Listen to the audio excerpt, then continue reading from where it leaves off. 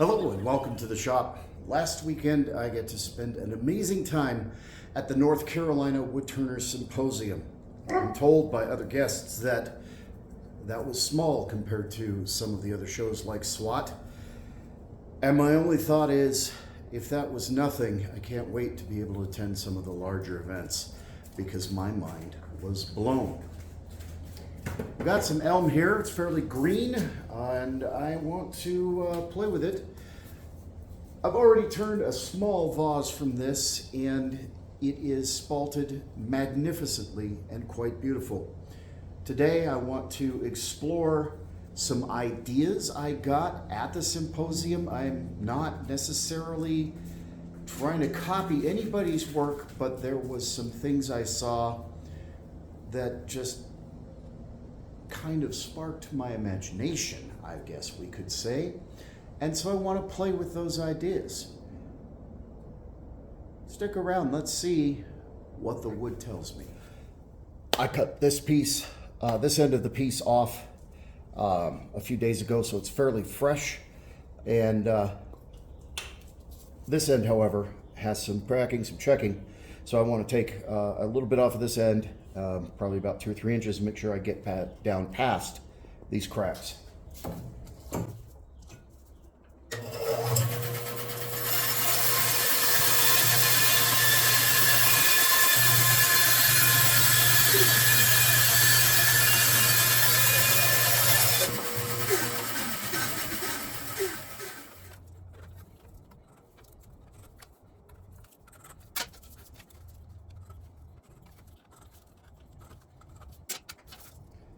As much as I'd like to try to keep a live edge, the piece I turned the other day, the first thing that happened was the bark came flying off and bounced off my face shield.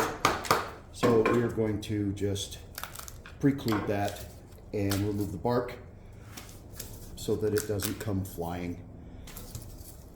Certainly wasn't catastrophic, but it was a reminder that you can't always save a live edge, even though it might look really, really cool.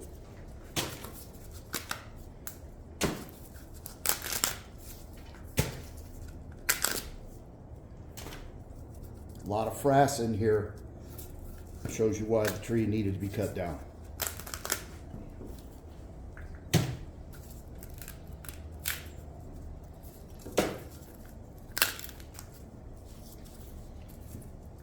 And look, there's the culprit.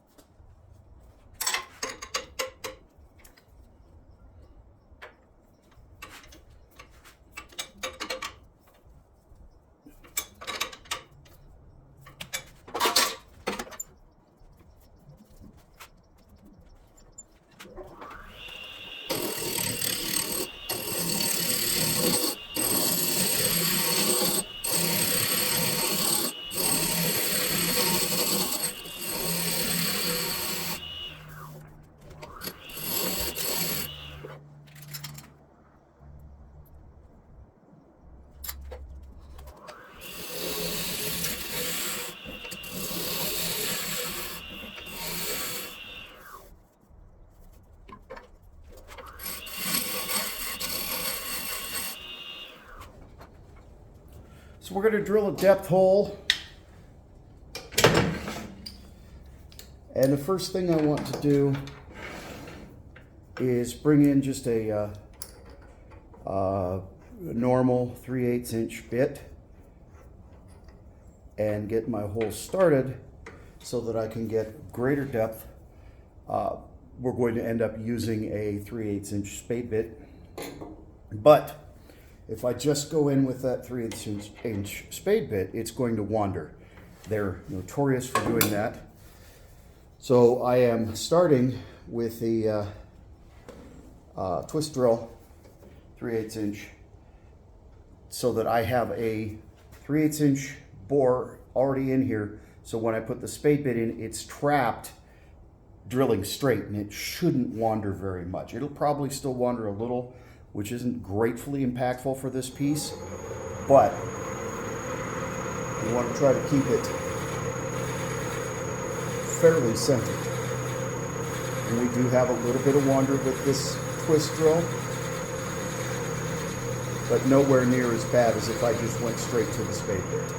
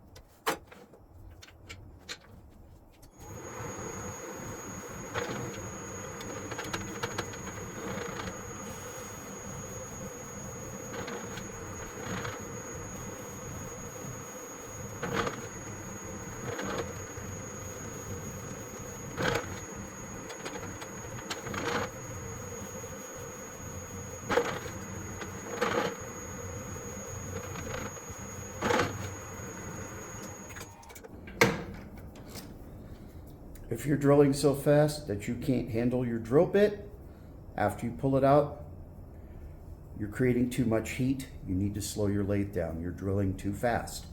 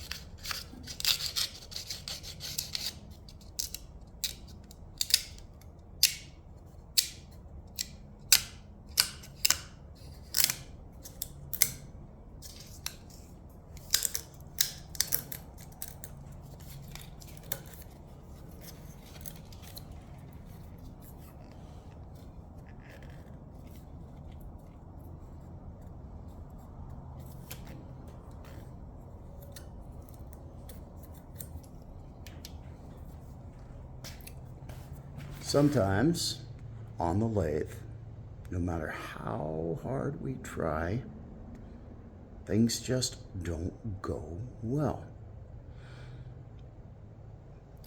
Wood turning can be very, very cathartic. Wood turning can also be very, very frustrating. Wood turning can also be very dangerous. And one of the lessons that I've learned is that when things just won't quite go right, it's time to turn the lathe off, power down, drain the air compressor, and breathe. And come back and attack it the next day and see if we can't salvage the piece we're trying to work on. Not upset. I'm learning. I want to get this down to that thickness, to that thinness, I should say. However, something I'm learning about elm, and I think this is very specific to elm, is that the light that would shine through a piece of maple won't make it through elm until you get about a third of the thickness that you would be able to see it through maple. So using the light shining technique down the throat of the hollow form to try to get the walls ultra thin isn't effective with this piece of wood, with this type of wood that I have on the lathe. So that tells me that I might not necessarily turn pieces of this wood that thin. It's got a more open grain than maple, so it dries out very quickly on the lathe as I'm getting it thin, but it also, because it has a wider grain pattern, more open grain, it's going to break easier when I do get it that thin. So the lesson I'm walking away from here is that I do definitely need to pay a little bit closer attention to the grain of the wood and the structure.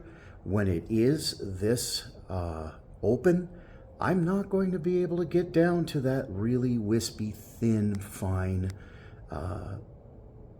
wall that I might otherwise be looking for. However, I certainly have more than enough of this piece left to come back tomorrow and make a very, very beautiful hollow form.